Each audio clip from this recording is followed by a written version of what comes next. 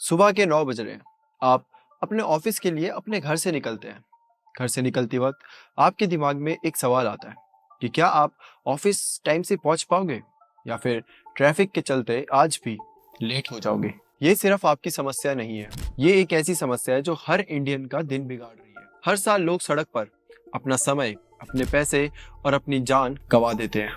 और शायद सबके दिमाग में एक ही सवाल आता होगा कि आखिर क्यों इंडिया में ये सब हो रहा है, क्यों हमें इतना ज़्यादा ट्रैफिक फेस करना पड़ रहा है। क्या इसका सही में कोई सॉल्यूशन नहीं है, या फिर शायद इसका कोई सॉल्यूशन है पर हम शायद उस साइड देखना ही नहीं चाह रहे। वेल, इन सारे सवालों का जवाब आपको इस वीडियो में मिलने वाला है। इस ट्रैफिक का असली रीज़न क्या है, इंफ्रास्ट्रक्चर की कमी या फिर कुछ और। ये सब मिस्ट्री क्वेश्चंस के सवाल आपको आगे चलकर मिलने वाले हैं। ये सिर्फ एक समस्या नहीं, ये एक कहानी है जिसमें इंफ्रास्ट्रक्चर, व्हीकल की भीड़ और इंसानी गलतियां ये सब साथ साथ जुड़ती हैं। तो तैयार हो जाइए एक ऐसी जर्नी के लिए जो कि आपको बताने वाली है कि इंडियन ट्रैफिक किस तरीके से एक आम इंसान की जिंदगी में एक बहुत बड़ा रोल प्ले करता है और आखिरकार इसका समाधान क्या है। इंडिया का ट्रैफिक हर शहर की सड़क पर ये एक ऐसे जंगल की तरह है जिसमें सबको पहले पहुंचना है, पर पहुंचने के लिए रास्ते बिल्कुल भी सक्षम नहीं है। और असली सवाल तो ये है कि आखिर ये इतना ज्यादा क्यों है, क्यों इंडिया में ही इतना ज्यादा ट्रैफिक देखने को मिलता है। हर एक शहर में, हर एक जगह पर जहाँ पे भी जाएंगे वहां पर हमें ट्रैफिक ही ट्रैफिक मिलता है। तो सबसे पहला कारण है जनसंख्या और अर्बनाइजेशन। इंडिया की पॉपुलेशन लगभग 140 करोड़ है और इनमें से अधिकतर लोग शहरों की तरफ शिफ्ट करते जा रहे हैं।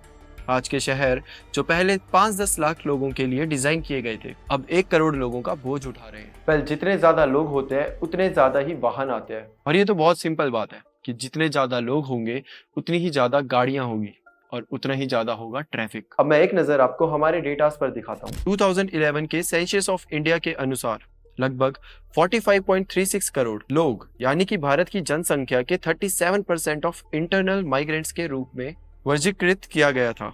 ये वो लोग हैं जो अपने पिछले निवास से अलग जगह पर बस गए। 2011 सेंसस डाटा के कुछ प्रमुख इंसाइट्स हैं। जेंडर डिस्ट्रीब्यूशन, इसमें प्रमुख रूप से महिलाएं थी जो कि लगभग 70% थी। माइग्रेशन का जो प्रमुख कारण था वो था शादी। महिलाओं में 49% लोग शादी के कारण माइग्रेट करते थे। वहीं पर एक और कारण जो माइग्रेशन का था वो था काम और रोजगार, और मेल्स में काम और रोजगार के लिए माइग्रेशन सबसे प्रमुख कारण था। टाइम ऑफ माइग्रेशन, काफी बड़े हिस्से ने अपने नए जगह पर 10 साल या उससे ज्यादा समय पहले अपना प्लेस बदला। डेटास के हिसाब से उत्तर प्रदेश, मध्य प्रदेश, राजस्थान और बिहार जैसे राज्यों से सबसे ज्यादा माइग्रेशन देखा गया। मतलब कि इन राज्यों से सबसे ज्यादा लोग शहर में आए, और महाराष्ट्र, दिल्ली और गुजरात, इन शहरों में सबसे ज्यादा माइग्रेंट्स आए गए। यानी कि जितने भी लोग अपने शहरों को छोड़कर नए शहरों में बस रहे थे उनमें से मेन थे ये 3 शहर। ये सारे डेटा 2011 सेंसस से लिया गया है। अगला सेंसस 2021 में होने वाला था, लेकिन कोविड-19 महामारी के कारण इसे टाल दिया गया।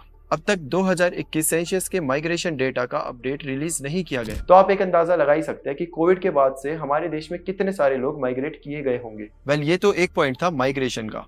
अब जो दूसरा पॉइंट है वो है इंफ्रास्ट्रक्चर का। इंफ्रास्ट्रक्चर की कमी। आज भी हमारे शहरों में सड़कें पुरानी और आउटडेटेड है, जो न सिर्फ सफर को मुश्किल बनाती है बल्कि समय और पैसा भी बर्बाद करती है। तो चलो एक बेंगलोर का एग्जांपल लेते हैं, जहां पर हम रोड नेटवर्क की बात करेंगे। तो ये शहर सिर्फ 15% एरिया को ही कवर करता है, जबकि एक स्टैंडर्ड अर्बन एरिया में जो रोड होते हैं वो 30% एरिया कवर करते हैं। बट बेंगलुरु में सिर्फ 15% रोड ही बनाए गए। इस शहर का कुल रोड नेटवर्क लगभग 13,000 किलोमीटर लंबा है, लेकिन ये रोड नेटवर्क अपने शहर के विकास की नीड्स को पूरा नहीं कर पाता। अगर हम देखें तो बेंगलुरु में प्रत्येक व्यक्ति के लिए सिर्फ 4.5 मीटर रोड अवेलेबल है, जो कि कई अन्य शहरों के मुकाबले काफी कम है। और एक और इंटरेस्टिंग डेटा कि बेंगलुरु में जितना टोटल रोड्स है उनमें से 74% 2 लेन्स है, जिसकी वजह से जो ट्रैफिक है वो उतनी ज्यादा स्मूथ हैंडल नहीं हो पाता। अगर हम रोड डेंसिटी की बात करें तो बेंगलुरु में ये लगभग 1.6 किलोमीटर पर स्क्वायर किलोमीटर है, जो दुनिया के कई शहरों के कंपैरिजन में काफी कम है।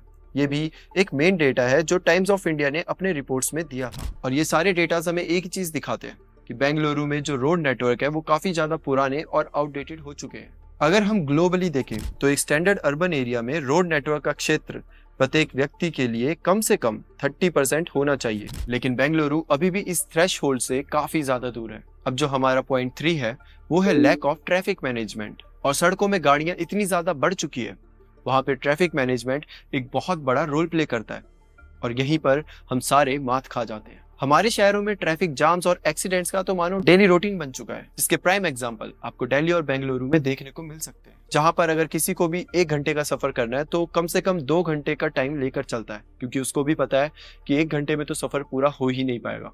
अभी मेरे को ही देख लो, मैं दिल्ली से नोएडा अप डाउन करता हूँ तो गूगल में तो वैसे 1 घंटा दिखाता है, बट हमेशा मेरे को 1.5 से 2 घंटे लग ही जाते हैं। और एक बार की बात थी तब तो मुझे 4 घंटे लगे थे। पूरा ब्लॉग बनाया मैंने उस पर। बेंगलुरु में हर दिन लगभग 50 लाख गाड़ियां सड़कों पर चल रही है, लेकिन उनको मैनेज करने के लिए स्मार्ट इंफ्रास्ट्रक्चर काफी कम है। ट्रैफिक सिग्नल्स का प्रॉपर फंक्शनिंग ना होना, लेन डिसिप्लिन की कमी और रोड स्पेस का इम्प्रॉपर डिस्ट्रीब्यूशन, ये सब ट्रैफिक मैनेजमेंट की कमी को दर्शाता है। बेंगलुरु में 2019 में लगभग 4,688 एक्सीडेंट एक साल में रिपोर्ट करे गए हैं, जिसमें से 766 लोगों की मौत और 4,253 लोग घायल हुए थे। हर दिन ये शहर रोड एक्सीडेंट की वजह से लगभग 2 लोगों की जान खो देता है। और ट्रैफिक मैनेजमेंट की कमी की वजह से ये जो डेटा है ये आए दिन बढ़ता जा रहा है। हर साल ये नंबर बढ़कर 10% तक पहुंच जाता है।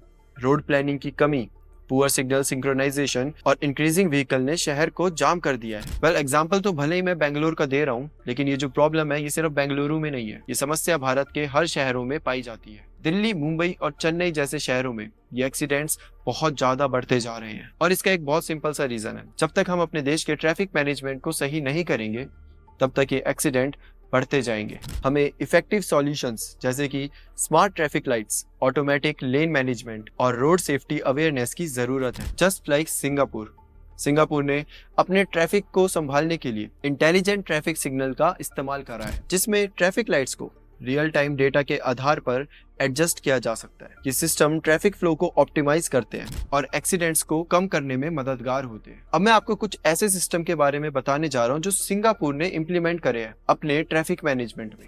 Intelligent transport system by land transport authority LTA ने ITS का विकास किया है, जो है सेंसर्स, ट्रैफिक कंट्रोल सिस्टम्स और डेटा एनालिटिक्स का उपयोग करके रोड नेटवर्क की एफिशिएंसी को बढ़ाता है, ट्रैफिक फ्लो को मॉनिटर करता है और कंजेशन को कम करता है। Cooperative and unified smart traffic system cruise एक एडवांस सिस्टम है जो ट्रैफिक सेंसर्स, GPS डेटा और वेदर इंफॉर्मेशन का उपयोग करके ट्रैफिक लाइट्स टाइमिंग को रियल टाइम में एडजस्ट करता है, जिससे कंजेशन कम होता है और ट्रैफिक फ्लो सुधरता है। ग्रीन लिंक डिटरमाइनिंग सिस्टम, जिसको हम ग्लाइड भी कहते हैं, ग्लाइड सिस्टम ट्रैफिक सिग्नल्स को ऑप्टिमाइज करके ट्रैफिक फ्लो को इनहेंस करता है और कंजेशन को रिड्यूस करता है। इन सिस्टम को इम्प्लीमेंट करने के बाद सिंगापुर में कंजेशन में कमी आई है, इन्वायरमेंटल इम्पैक्ट भी कम हुआ है और रोड सेफ्टी में भी काफी ज्यादा इंप्रूवमेंट देखने को मिली है। और यही सिस्टम अगर हम अपने शहरों में भी इम्प्लीमेंट करने में सक्षम हो गए ना, तो ये सिर्फ ट्रैफिक को ही नहीं सुधारेगा, बल्कि जो हम हमारी जान को रिस्क में लेकर गाड़ियां चलाते हैं ना, उसको भी कम करेगा, यानी कि रोड सेफ्टी भी काफी हद तक बढ़ेगी।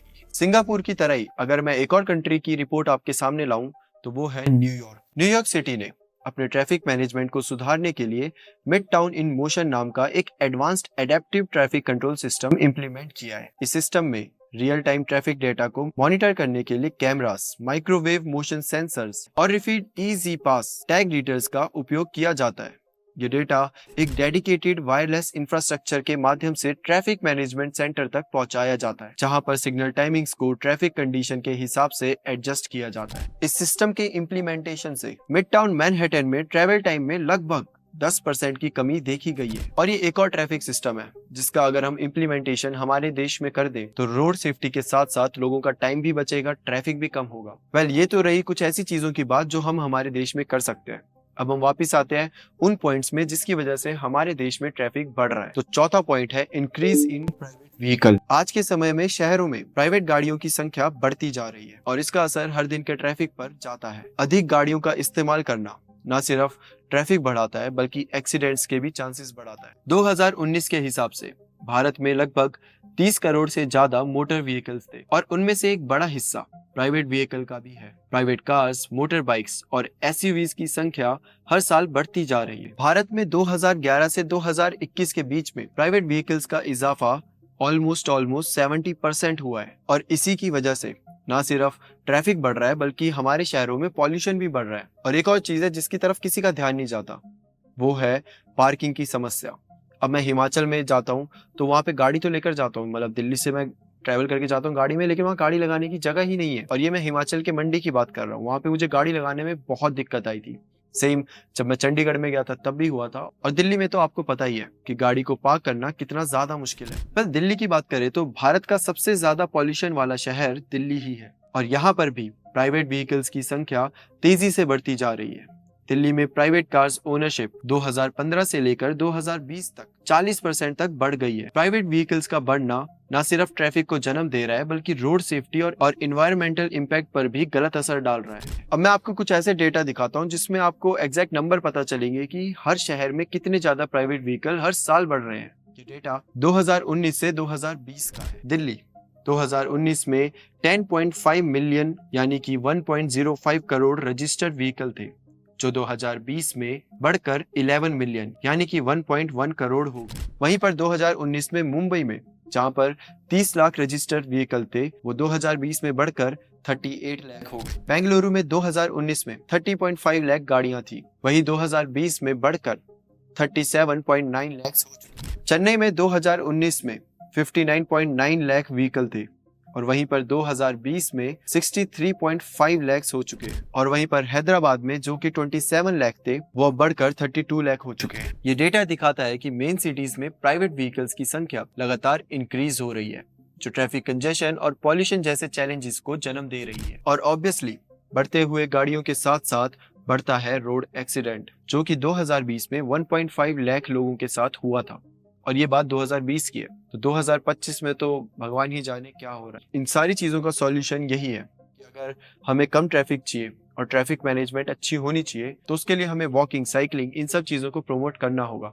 आजकल तो अगर दूध भी लेना जाना होता है तो लोग अपनी स्कूटी निकाल लेते हैं, जरा सा 5 मिनट बाहर जाना होता है तो दोस्तों के साथ गाड़ी निकाल लेते हैं।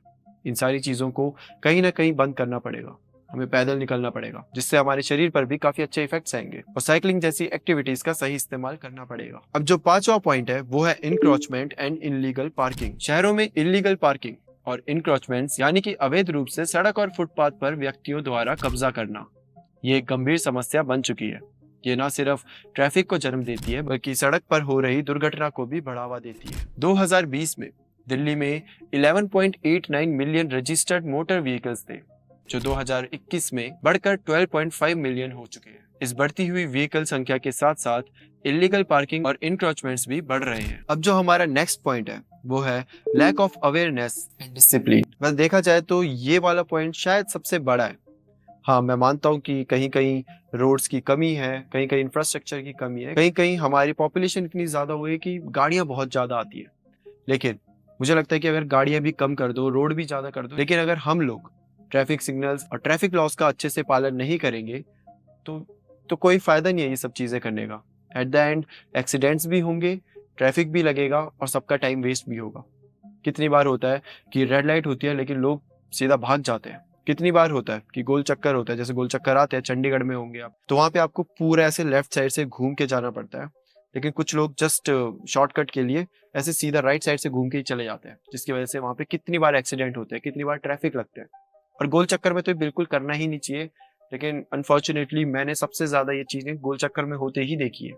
कितनी बार होता है कि 2 लाइन है, यहाँ से गाड़ियां आ रही है, यहाँ से जा रही है, सिंपल है, बहुत नॉर्मल, लेकिन कुछ लोग अपनी गाड़ियों को यहाँ ले आएंगे और यहाँ से जाने की कोशिश करेंगे, फिर सामने से जो आ रही है वो भी खड़ी रहती है और जो यहाँ से जा रही है वो भी खड़ी रहती है, लग गया ट्रैफिक। अब इसमें रोड कितना भी बड़ा कर दो, जब 4 ट्रक एक साइड से घुसने की कोशिश करेंगे तो ट्रैफिक तो लगेगा ही ना। तो इसमें गलती किसकी है? हमारी। Ministry of road transport and highways के रिसर्च के मुताबिक 80% से ज्यादा एक्सीडेंट्स इंडिया में ह्यूमन एरर की वजह से होते हैं, जैसे कि ओवर स्पीडिंग, सिग्नल्स जंप करना या ड्राइविंग करते वक्त मोबाइल का यूज करना। ये सब lack of awareness and respect के कारण हो रहा है। इंडिया में ट्रैफिक प्रॉब्लम सिर्फ ज्यादा व्हीकल्स होने का इशू नहीं है, बल्कि ये एक कल्चरल इशू भी है। ट्रैफिक रूल्स को डिसरिगार्ड करने की एक जनरल हैबिट है। 2019 में Indian institute of public administration के स्टडीज में ये पता चला है कि सिर्फ 16% इंडियन ड्राइवर्स ट्रैफिक रूल्स को कंसिस्टेंटली फॉलो करते हैं, जबकि बाकी लोग इसको इग्नोर करते हैं या इससे अनअवेयर होते हैं। 2010 से लेकर 2020 तक इंडिया में व्हीकल्स की संख्या 100% से ज्यादा देखी गई है, लेकिन इंफ्रास्ट्रक्चर इतनी तेजी से नहीं बदला और रोड पुरानी और नैरो है, पब्लिक ट्रांसपोर्ट का सिस्टम भी इस बढ़ती हुई डिमांड को पूरा करने में काफी लिमिटेड है। एक ऐसा देश जहां रोड डिसिप्लिन अभी भी इवॉल्व हो रहा है, रोड सेफ्टी और एटिक्वेट्स के बारे में एजुकेशन की कमी नजर आती है। रिसर्च के मुताबिक सिर्फ 25% इंडियन ड्राइवर्स को उनके लाइसेंस मिलने से पहले फॉर्मल रोड सेफ्टी ट्रेनिंग मिलती है, और ये lack of training poor driving habits का कारण है। पब्लिक ट्रांसपोर्ट भी एक सॉल्यूशन हो सकता है, लेकिन वो भी अपनी इनएफिशिएंसी के चलते सक्षम नहीं है। Over crowded buses, poor road maintenance और लास्ट माइल कनेक्टिविटी का अभाव पूरे ट्रांसपोर्ट को रिलायबल नहीं बनाता, जिससे लोग अपनी गाड़ियां चलाने लगते हैं, जो ट्रैफिक सिचुएशन को और ज्यादा बिगाड़ देता है। सरकार इन इश्यूज को टैकल करने के लिए रोड इंफ्रास्ट्रक्चर को इम्प्रूव करने की कोशिश कर रही है, बेटर ट्रैफिक मैनेजमेंट सिस्टम्स भी इंट्रोड्यूस कर रही है और ट्रैफिक वायलेशन के लिए भी स्ट्रिक्ट पेनल्टीज लगा रही है। लेकिन पब्लिक बिहेवियर में बदलाव लाना ये एक लंबा प्रोसेस है, और ये अवेयरनेस और एजुकेशन से शुरू होता है। Awareness campaigns, road safety education और स्ट्रिक्ट इन्फोर्समेंट इस इश्यू को सॉल्व करने में जरूरी है। सिर्फ बेहतर रोड बनाना काफी नहीं है, हमें रोड पर रिस्पॉन्सिबिलिटी और डिसिप्लिन का कल्चर भी डेवलप करना होगा। तभी जब सरकार और हम सब मिलकर काम करेंगे।